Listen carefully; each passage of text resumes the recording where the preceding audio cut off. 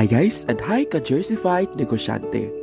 Panibagong araw at panibagong recipe ang ating ibabahagi sa inyo kasama ang ating Jersey Condensed Creamer. Sa ngayon nga ay gagawa tayo ng napakasarap na leche flan.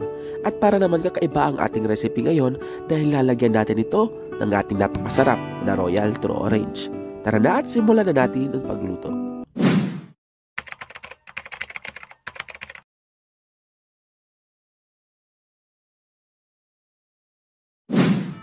At para sa ating unang procedure ay gagamit lang tayo ng ating Royal True Orange. Subuksan muna natin ito. Pwede kayong gumamit yung nasa bote o itong encan. Pagkatapos, ilipat lang muna natin dun sa ating pinggan. At gagamit tayo dito ng 2 buong itlog. Pang thumbnail lang yan.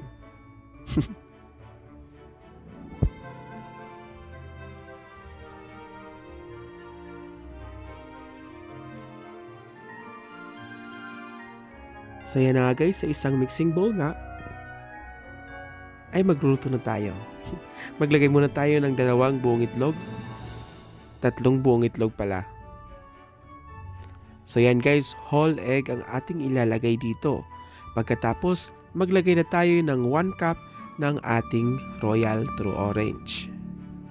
Ilagay natin dun sa ating itlog. Pagkatapos, beat lang natin ito gamit ang ating wire whisk. Kung wala kayong wire whisk ay pwede naman yung tinidor na lang. Siguraduhin lang natin na well combined yung ating itlog at ang ating royal. Pag nag-combine na silang dalawa, ay ilalagay na natin ang ating napakasarap na Jersey Condensed Creamer. Subuksan muna natin ito. Nagamit lang tayo ng ating can opener. Dahil chance sira na siya. So gamit na lang tayo ng kutsilyo. So ayan guys, meron nagtatanong na parehas lang ba ang Jersey Condensed Creamer sa Jersey Condensed Milk? Yes po, parehas na parehas lang po. Ayan guys, available na nga sa lahat ng leading supermarket store ang ating Jersey Condensed Creamer. Pagkatapos, ibuhos lang natin ang 1 can ng ating Jersey Condensed Creamer sa ating mixture kanina. And then, mix lang natin ito hanggang mag-combine yung 3 nating ingredients.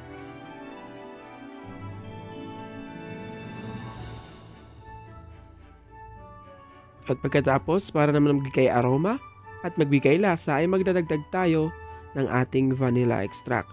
1 teaspoon lang ang ating vanilla extract para naman matanggal yung lansa ng ating itlog. And then mix lang natin ito hanggang mag-combine. Then pagkatapos, set aside lang natin dahil gagawa na tayo ng ating caramel-based syrup o mas pinasimpleng tinunaw na asukal. Ayan guys, meron tayo ditong 1 tablespoon ng ating asukal sa ating lanera. White sugar ang ating ilalagay dito. 2 tablespoon pala yon. Pagkatapos, sutuin lang natin ito sa mahinang apoy. Hayaan natin itong matunaw at huwag sunugin. Tulad yan. So pag medyo natunaw na nga, set aside lang muna natin ito. At ilalagay na natin, ibubuhos na natin yung ating mixture kanina. Siguraduhin lang natin na natunaw na nga yung ating sugar.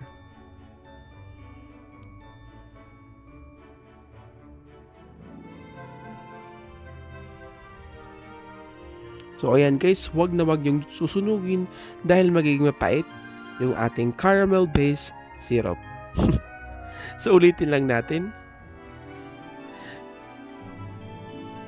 So ayan guys, mas maganda kung white sugar ang ating ilalagay dito kaysa sa brown sugar dahil ang white sugar ay mabilis matunaw dahil mas sobrang pino ito kaysa dun sa ating brown sugar.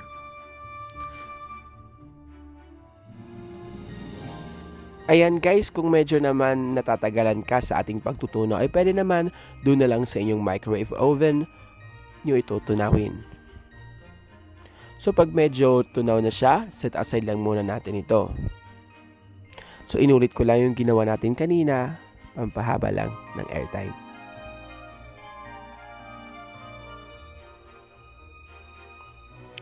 Pagkatapos ay ibubuhos na natin dito yung ating mixture kanina.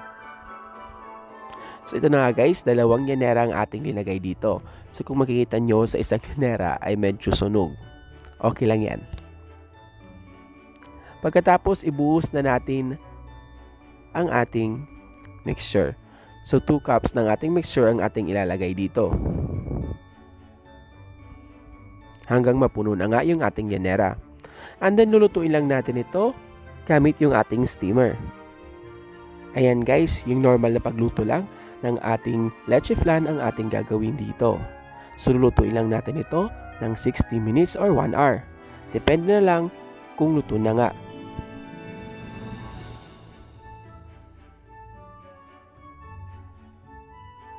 At makalipas nga ang 1 oras, ito na ang ating final output. Ayan guys, sa isang pinggan ilipat lang natin yung ating leche flan. So siguraduhin lang natin natanggal na natin yung gilid gamit yung ating toothpick o yung ating barbecue stick.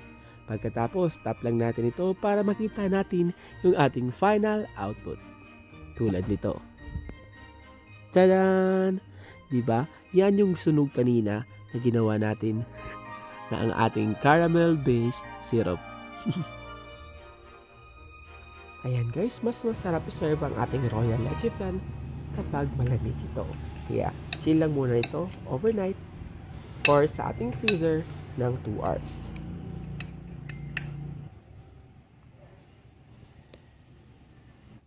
Ayan guys, bukod kanina sa ating oval na llanera, ay gumawa din ako ng ating circle. Mas maganda ito dahil konti lang para sa mga health conscious dyan at merong diabetes. Mas okay ito dahil nga, konti lang yung makakain nyo na leche flan.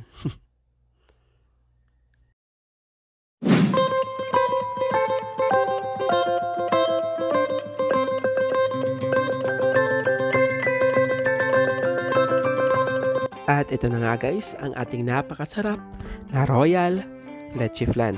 Di nyo akalain na pwede palang lagyan ng royal ang ating simpleng leche flan na talagang mas lalong sumarap dahil din yan sa ating Jersey condensed creamer. At ayan guys, maraming salamat sa panonood. Kung meron kayong planong ibenta ito, ay pwede mo itong ibenta yung ating oval na leche flan ay pwede mong ibenta ng 50 hanggang 100 pesos. Ito namang circle ay pwede mo itong ibenta ng 20 hanggang 30 pesos. Maraming salamat sa panonood. Huwag mong kalimutan mag-like and subscribe and hit notification bell para update ka sa ating mga daily uploads. Thank you for watching and God bless.